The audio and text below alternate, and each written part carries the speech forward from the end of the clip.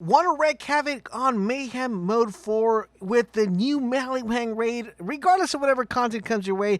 Today I present you my Electro Sane build that's going to have you laughing at everything that comes your way.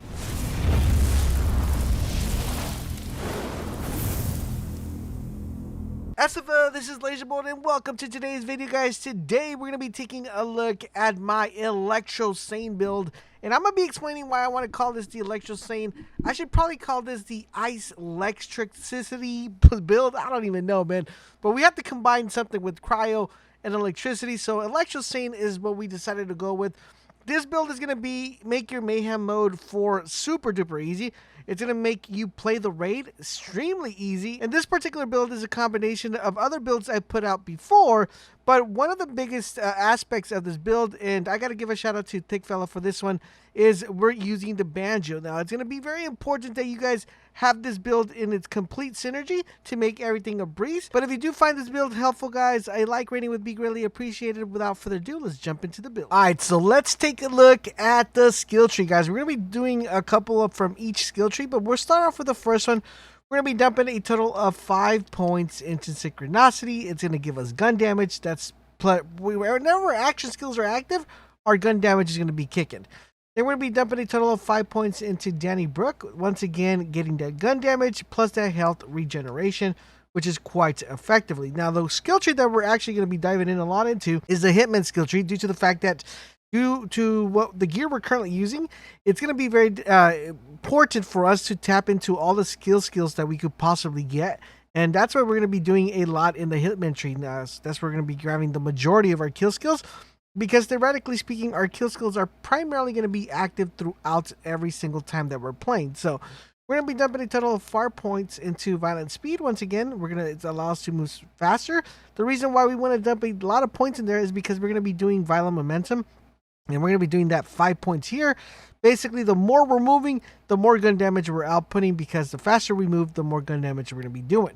Then we're going to be dumping a total of 1 point into Cold Hand. This is going to allow us to reload faster. It's not extremely important that you reload faster, but it's always good to have it. It gives us a nice little additional perk. We're going to dump 1 point into drone delivery. It's going to allow our drone to fire a grenade, and every time our grenade is fired, it's going to give us gun damage, which I'll explain once we get into the gear. Then we're going to do 3 points into Salvation. Salvation is going to give us the lifesteal for our kill skill. Really important. This is going to give us a ton of survivability, and it's going to allow us to not only be really tanky, but also not be able to go down. So even whatever we're fighting or whatever we're playing, our survivability is going to be quite a lot. Then we're going to be dumping 1 point into Death Follows Close. Once again, guys, this is going to allow us to be very active and give us a increased effect and duration of our kill skills. We're just going to pretty much keep them up the majority of the time. We're going to dump a total of 5 points into Violent Violence. What it's going to do, it's going to give us an increased fire rate. And basically what it's going to happen here, the faster our fire rate is, the more damage we're going to be outputting, because with the gear that we have, it's going to cost a lot of chain effect, which is going to cost a lot of electricity and allow us to do a ton of damage. So the faster we're firing the weapon, the better we're going to be. Then we're going to be dumping a total of 5 points into Playing Dirty. Once again, tying in perfectly with Violent Violence. What it's going to do, it's going to give us an option to fire an additional projectile. So the faster we're shooting this, the more projectiles we're shooting at a higher pace, which makes this extremely awesome. Then we're going to be dumping a total of 2 points into Good Misfortune, increasing our kill skill duration. Next, we're going to go to the Undercover tree, and we're going to go with Ready for Action. Now, a lot of people ask me, can we run this build without having to use a barrier? Yes, you could run this build without a barrier and kind of focus mostly on the Digiclone, just because we're doing the raid and we are going to be getting shots a lot. Having the barrier active is going to be very important. That's where we're going to be dumping 5 points into Ready for Action. It's going to give us a shield recharge rate and shield recharge delay. In addition to that, guys, we're also going to be dumping a total of 5 points into Brain Freeze. What this is going to allow us to do is that every time we're doing a crit hit, it's not only going to slow our enemy, but it's also going to be freezing our enemy, which is extremely important. The last point we're dumping is 1 point into Confident Competence. Whenever our barrier is active, it's going to increase our gun damage plus a 35%, giving us a really good addition. So we're going to be picking up the barrier, we're going to be picking that up, and then we're also going to be picking up a Charged Relay, which is going to increase our movement speed and our reload speed.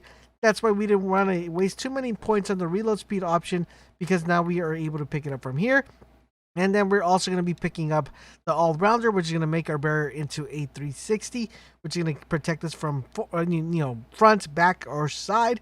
And last but not least, guys, we're going to be picking up our drone, which our drone's going to be very fundamental. It's going to be doing a lot of damage and pretty much staying active the majority of the time, tying in perfectly with our anointments. We're going to be picking up bad dose.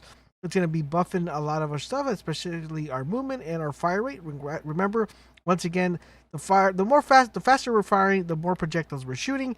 And last but not least, guys, we are also going to be picking up static field. It's just going to shock the enemies and replenish Shane's shield, which is going to keep our shield active the majority of the time. And we run a really OP shield, so that pretty much ties down the whole entire skill tree. But with that said, let's jump in and take a look at our gear. All right, so for our gear, guys, we are running the Redistributor. Now, this is actually a really good weapon, and this is what makes the build completely shine, due to the fact that this weapon has the following: every 7th shot is amped. Amped shots chain to nearby enemies. Not only is that really effective, but this weapon has a really fast fire rate. And with the increased fire rate that we got from our action skills, this weapon is going to be shooting a lot. But in addition to that, plain dirty is going to tie in perfectly here, because the more we're shooting the weapon, the faster we're shooting the weapon, the more projectiles we're outputting. Now, I am running a cryo. This is pretty effective, guys, because we're running a 126 cryo efficiency. So that means that the targets we're shooting are all automatically going to get frozen, as you guys saw in the gameplay, and as you're seeing later after I explain how you want to play this build, you're going to notice that we are freezing a ton of enemies. Even the bosses are getting frozen due to our cryo efficiency being so high, and being due to the fact that our projectiles are being shot at a very high rate. We're going to be running this one in all 3 elements. So we have cryo, we have we have corrosive, and we have shock. Now, it's really important, guys, that you alternate. Whenever an enemy has armor, go to corrosive. Whenever they have a shield, go to your shock. Whenever they, if you don't want to do any of that, like you were seeing, kind of, I was messing around a little bit, just to show you how easy it is to freeze any enemy that's around Wotang. It's super easy, guys. Just use your cryo. It's going to kill all the enemies, and then play with these weapons. After, you just have to deal with him, and you guys should be good as gravy. In addition to that, guys, I also have other weapons right here, which are the Cutsman and the other Cutsman, which is on corrosive and shock. This is really good if you just want to melt things really fast and not have to worry about the enemies. Or if there's no enemy around them and you just want to bring down the shield real fast, then that's where you want to go. I included the Maggie. The reason the Maggie's here is because sometimes we get people who are immune, like those badasses. So you could always use the Maggie in here and have it as your, your option to take out the enemy as quickly as you can. So as you guys see here, we're running all the Sentinel anointments. While Sentinel is active, 50% of the damage is bonus cryo damage. So that's why our efficiency is really, really high, allowing us to do a ton of synergy there with the cryo.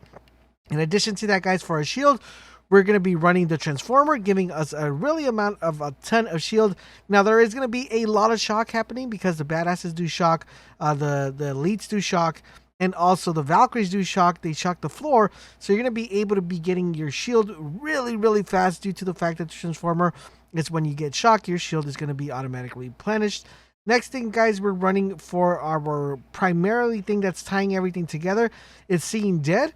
Basically, what this class mod does is make Zane extremely powerful, because whenever Zane is damaged an enemy, whenever Zane damages an enemy, his weapon has a chance to automatically activate all his kill skills.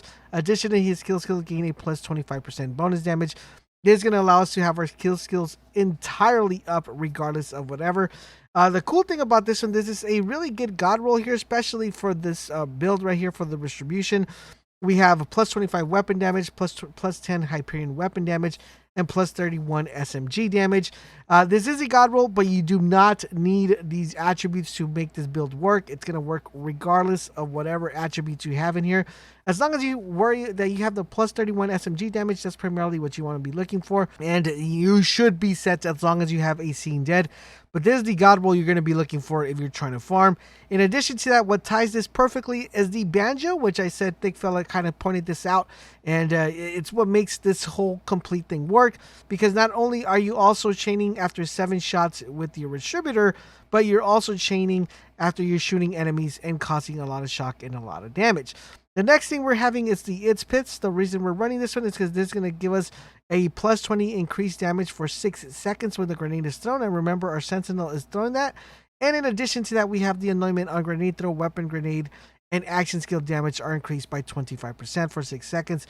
Really, really important, giving us more power when we're running this build. So the question is, how do you want to run this build? Super easy, guys. You want to activate your Sentinel. You want to send it out.